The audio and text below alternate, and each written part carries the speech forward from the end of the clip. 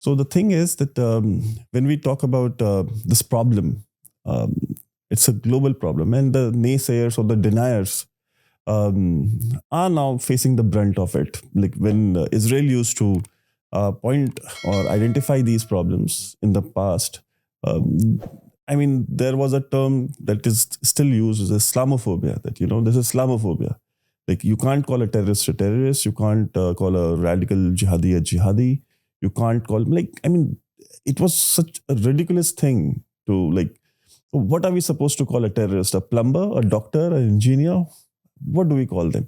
So this political correctness, and behind that political correctness, trying to target countries like Israel, countries like India, for countering these problems, facing these problems. I remember that America before 9/11, United States of America and a lot of Western countries used to call terrorism a law and order problem. That it's not terrorism, it's a law and order problem. And once 9/11 happened, they called it terrorism. They went on war on terror, and NATO countries went there. How do you think that, has something bad has to happen to West in order so that they recognize the problem that we have been facing for thousands of years? Yeah, look, you have a great point. There are two issues here. I'll add one more point here. Please. But, okay. So, for example, Burhan Wani, the terrorist that was involved, everybody keeps saying that he's a teacher's son, forgetting the fact that he was a terrorist.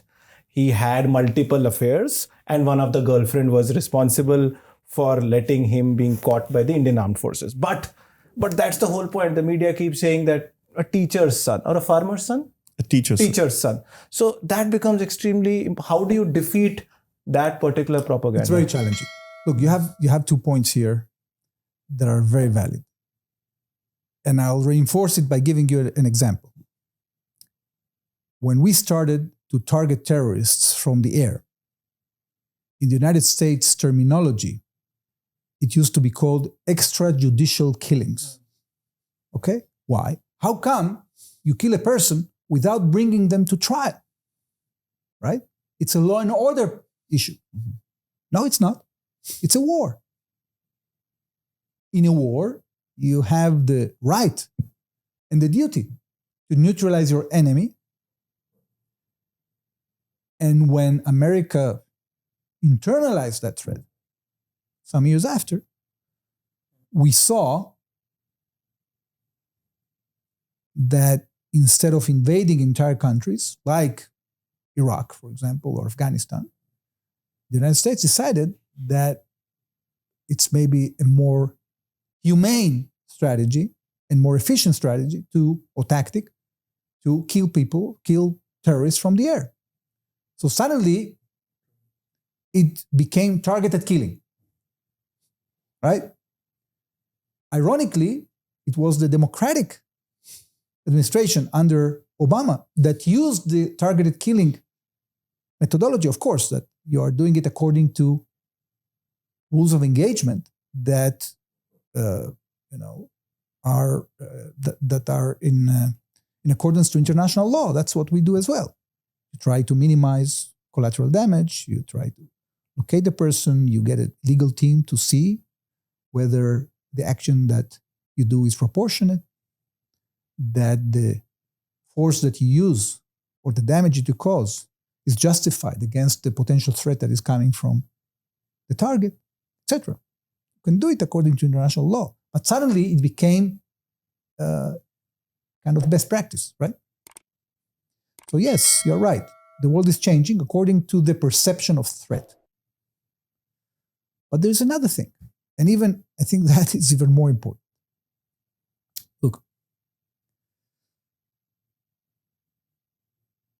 almost in every generation, you have order and that you have those that are challenging order because they want to change the world in a way that will fit their interest. Okay?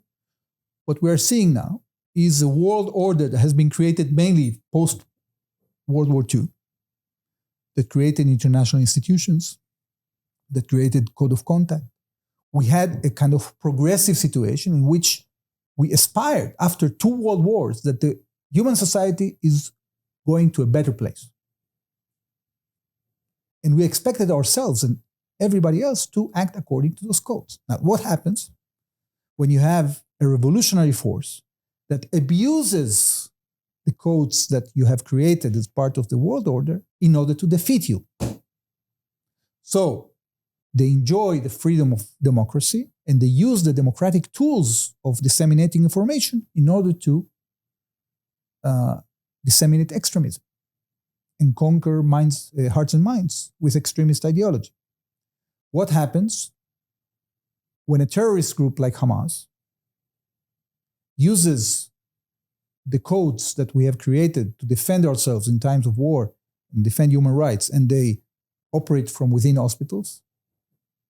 They use UN installations in order to occult their activity. We found out that the Central Intelligence of Hamas is actually under the headquarters of UNRWA in the Gaza Strip, and they are feeding from their communications and their electricity directly. And they are using them as a shield.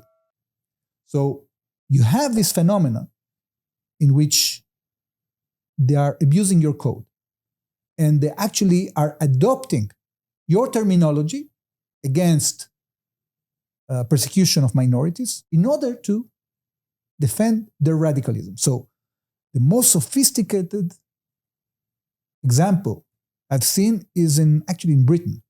You know, the Muslim Brotherhood there, they are like a human rights organization. Yes.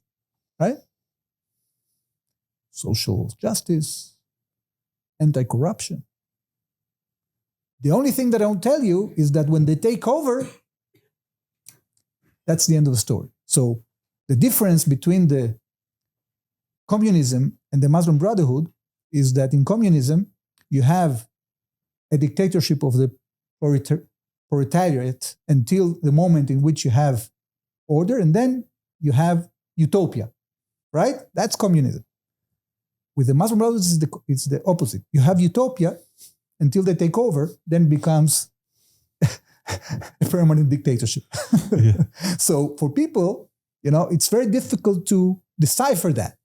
So this, you have this taqiyya element, which, you know, it has been very, very astutely utilized in our part of the world, either to protect yourself from persecution or to occult your true goals. Yeah.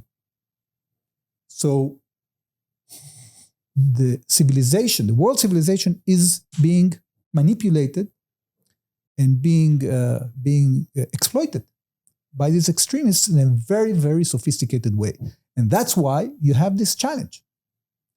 They use the political correctness that we have adopted against us. Thank you so much दोस्तों, आपने अभी तक ये clip देखी, लेकिन अगर आप पूरी वीडियो देखना चाहते हैं तो उसकी डिटेल्स डिस्क्रिप्शन बॉक्स में भी है और पिन कमेंट में भी है और आपके स्क्रीन पे भी फ्लैश करेगी। बहुत बहुत धन्यवाद।